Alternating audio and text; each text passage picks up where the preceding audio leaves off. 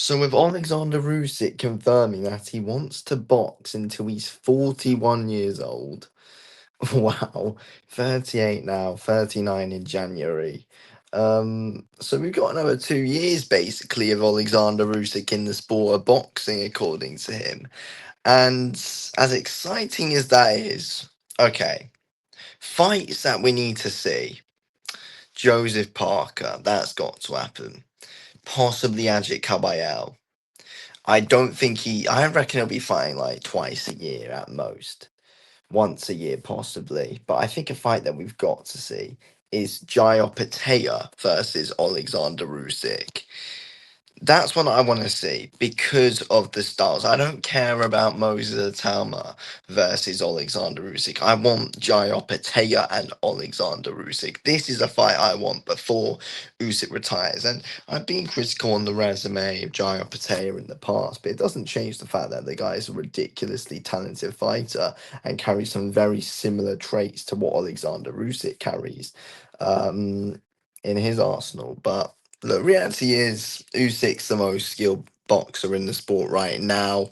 He's an absolute genius, and but Jai Opetaia is showing a good bit as well. But again, the resume can be questioned, but the talent can't be questioned. That's my opinion on Jai Opetaia.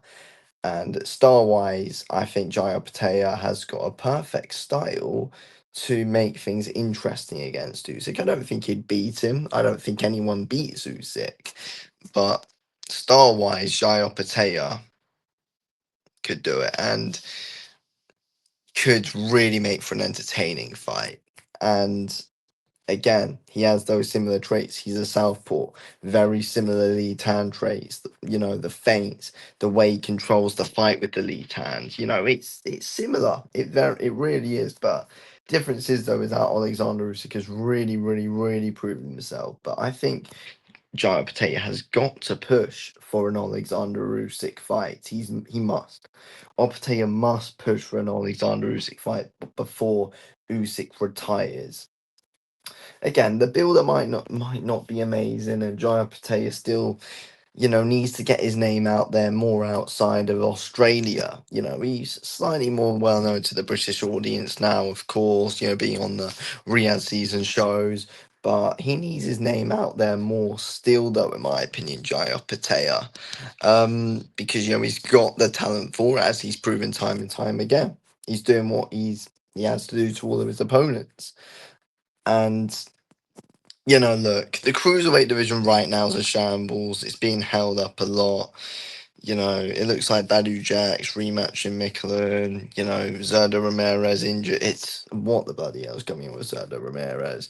you know, it's going to be difficult for Jai Potato to eventually get these, unification and undisputed fights in the cruiserweight division. He's fighting bloody Sin Cara next, another bloody mandatory. I'm bored of it now. I'm bored of it.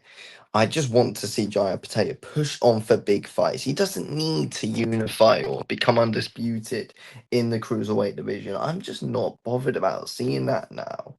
Move up to heavyweight because there's some big and entertaining fights for Jai Opetaia. I think if Opetaia just gets one big win at heavyweight and Alexander Usyk fight is right on the table, like for example, if Jai Opetaia just moved up and fought Lawrence Okoli or something, beat him, which he obviously would, just give him the shot.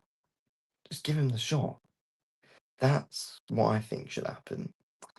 Then it's like Derek Chisora is there as well. That's been spoken about in the past. I would say versus Chisora, they could do that. I mean, I'd rather invite someone better like Okoli.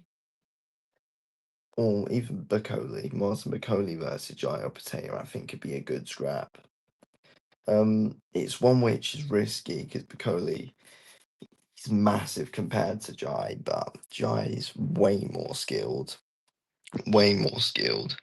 So again, I'd probably would I bet Jai to beat Bacoli? I don't actually know.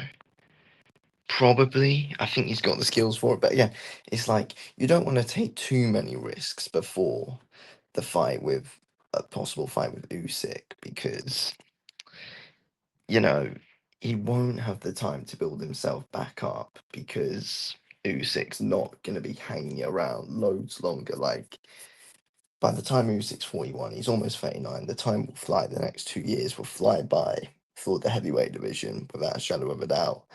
And Jai just won't have the time to build himself. So again, like, I don't think it's right though just for him to move straight into the Usyk fight. Like, you can't be Ramirez if that fight ever actually does happen, and then say, yeah, I'm moving up to heavyweight to fight Usyk for undisputed. Like, you can't do that. He needs to vacate at cruiserweight. I think he may as well do that now, like after the Sin Cara fight, because you're not gonna see Badu Jack in a fight with in a ring with Opetaia anytime soon. Like, that is never gonna happen. And with Zerda Ramirez, as much as I want to see it, I'm not even 100% sure whether that will happen.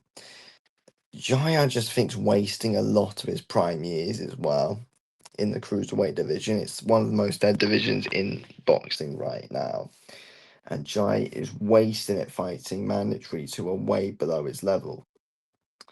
It's just a waste of time. He needs to move up to heavyweight. I mean, I get, he wants the legacy at cruiserweight. It makes sense, but there's big money fights for him at heavyweight. I mean, even a Joseph Parker fight is there. If if Parker, I don't know though, because again, Parker is on his own route, so it would be difficult for them to kind of clash paths. But again, it's a massive fight over in New Zealand and Australia. I mean, even if Giant Potato just came and knocked out someone like Fabio Wardley or Justice Uni just coming up, and then that's fine. I think Lawrence Okolie's the perfect fight though, because Lawrence Okolie right now is in a very credible position. He'd definitely beat Lawrence Okolie, and it's like I don't. I don't know if he does beat a lot of these heavyweights because of his resume hasn't fully been proven at a high level, but I just think a general skill for skill technical matchup with Usyk and Jai Opetaia would be a very fun one.